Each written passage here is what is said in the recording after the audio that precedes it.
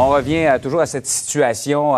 Il y a le cas de Gilbert Rozon, il y a Éric Salvaille. Depuis, se sont rajoutés Gilles Parent, également l'éditeur Michel Brûlé. C'est une semaine pas très glorieuse pour ce qui est de toute la question. Et là, il faut encore une fois faire vraiment la part des choses. Ça va du harcèlement sexuel jusqu'à l'agression sexuelle. Il y a des cas différents, il y a des degrés différents d'implication ou de sérieux de ces cas-là.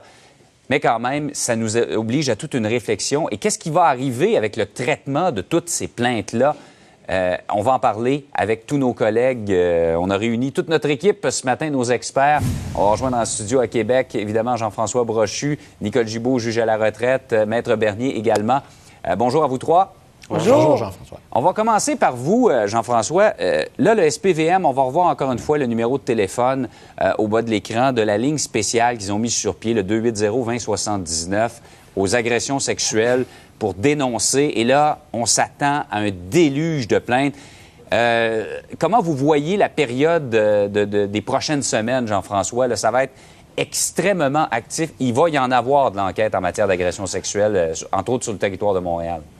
Bien, j'ose espérer que oui, Jean-François. J'ose espérer que les femmes qu'on a entendues... Moi, depuis 3 jours, depuis 2 jours en partie, ma vieille police en moi, là, qui a couru après des bandits pendant plusieurs années, mettons, quelques décennies, je fais une lecture de ça et effectivement, comme vous l'avez dit, il y a différents grades dans ce qu'on voit.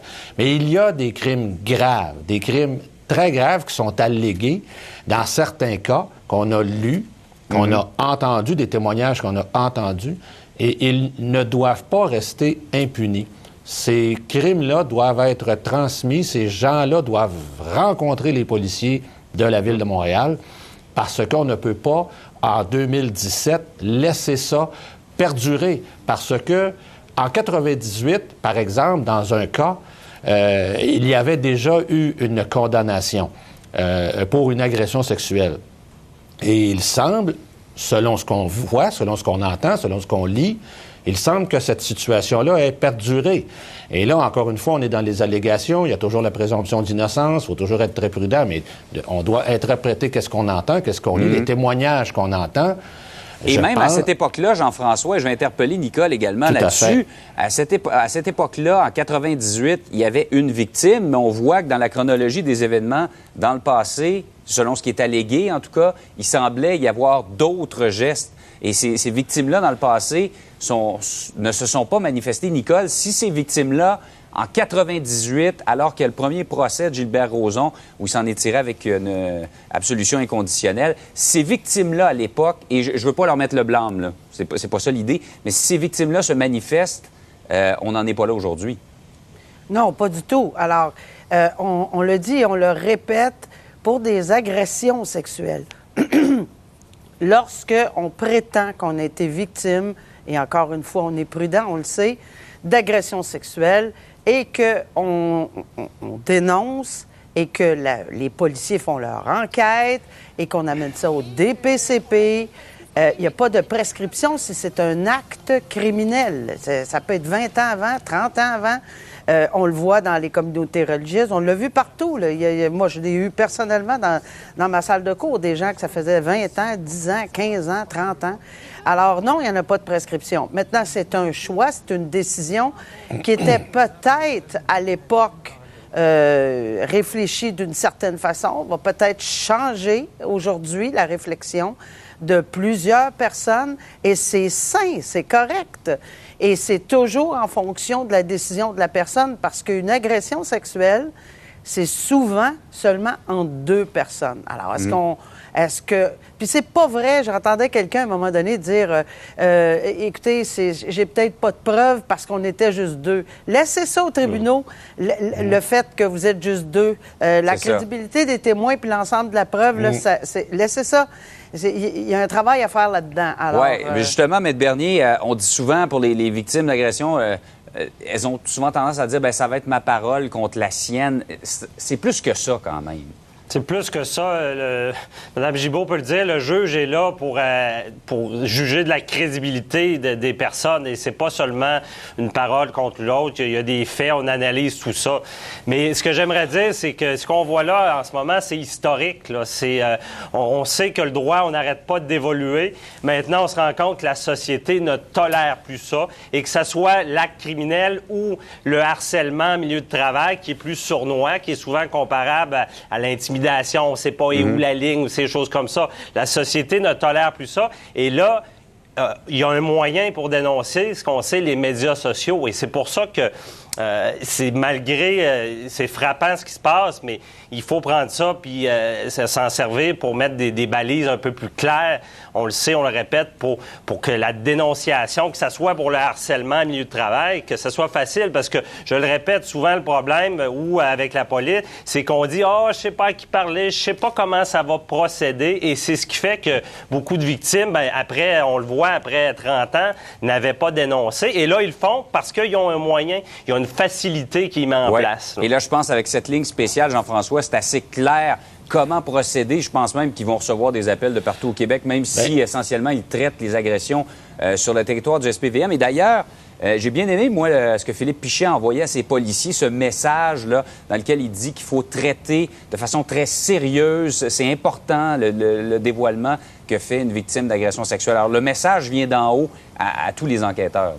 Tout à fait. Il se passe quelque chose. Et Jean-François, dans un cas, là, si on regarde qu'est-ce que je sais de l'enquête de 98 et qu'est-ce que je lis aujourd'hui, il y a un cas, il y a presque, on peut parler de 16 victimes potentielles. La force du nombre, ces victimes-là devraient se sentir en sécurité.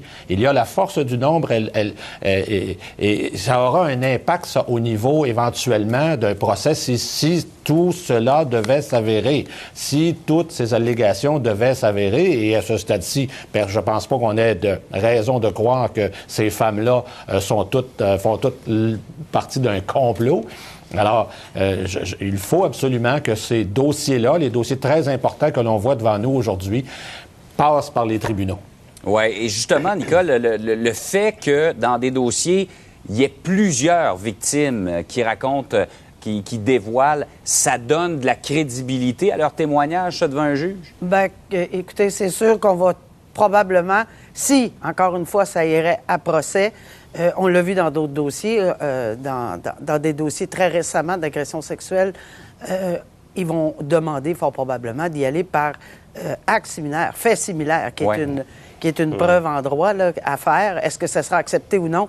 Il y a des balises à ça, évidemment. Donc, mais oui, le nombre, c'est ça, des actes similaires, des faits similaires, dans le temps, avec la façon, le comment, le modus operandi, ça va être important. C'est certain qu'on va essayer de le soulever, même pour le premier des dossiers qui arrivera, si il y a un dossier devant le tribunal, évidemment.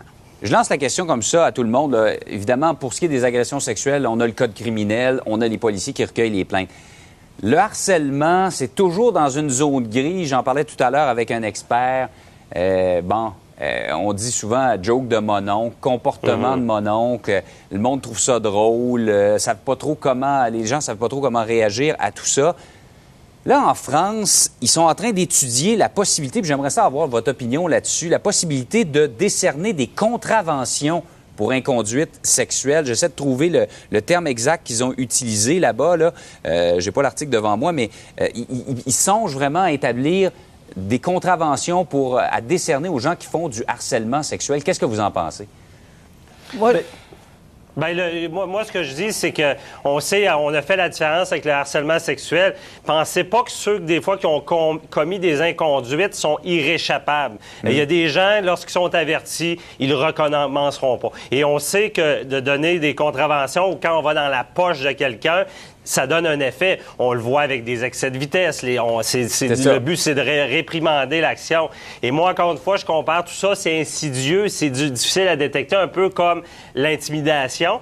Et ce que je sais, c'est que dans d'autres provinces, il y a des lois qui font que lorsqu'il y a une preuve d'intimidation, on ne veut pas passer par le processus criminel, mais il peut y avoir des contraventions pénales qui sont données pour sanctionner. Oui. Nicole, en terminant? Oui, Jean-François, je vous dirais qu'on ne peut pas être contre la vertu, mais accepter qu'ils sont mieux d'être équipés en tribunaux parce parce que, écoutez, tout ce qu'on peut, il faut qu'il y ait de la place, là, parce que quelqu'un qui va frôler quelqu'un, est-ce qu'on va le prendre comme ça, puis ça va être débattu? Évidemment, non, j'ai pas fait exprès. C'est juste que c'est correct, mais je veux dire, ça peut dégénérer en plusieurs, mais il n'y a rien de mauvais là-dedans. Là. C'est ça, c'est juste que ça sanctionnerait de façon plus officielle des comportements qui présentement... Il ne faut pas oublier que les normes du travail peuvent sanctionner aussi les entreprises qui collaborent pas ou qui règlent pas le problème. C'est déjà un peu comme ça.